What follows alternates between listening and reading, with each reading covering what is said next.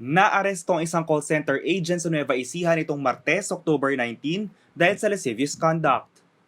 Kinilala ang sospek na si Jenner Dofredo, 23 years old, at may address na Mandaragat Street, Navotas City, Metro Manila. Kasong paglabag sa Section 5 ng Republic Act 7610 o Special Protection of Children Against Abuse, Exploitation and Discrimination Act ang sospek na may piyansang 180,000 pesos. Ang Section 5 ng naturang batas ay nakapatungkol sa child prostitution and other sexual abuse.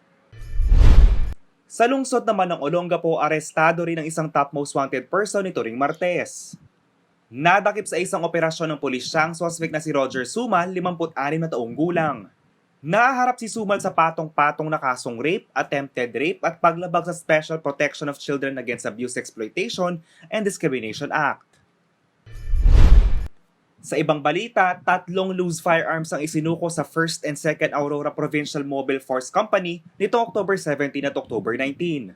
Ayon sa ulat ng pulisya, ang 2 sa 3 armas ay parehong improvised at mula sa mga dating miyembro ng New People's Army. Nasa pangangalaga na ng mga otoridad ang mga armas para sa proper documentation at disposition. Samantala, arestado ang hindi pinangalanang sospek sa isang manhunt operation na naharap sa kasong paglabag sa Section 5 ng Republic Act 9262 o Anti-Violence Against Women and Their Children Act of 2004 nitong Lunes, October 18. Sa bisa ng warrant of arrest, nahuli ang sospek sa ginawang manhunt operation sa 21st Barangay New Calalake, Olongapo City. Piyansang 72,000 pesos ang maaaring ibigay ng sospek para sa kinakaharap na kaso. JM De Jesus, CLTV News.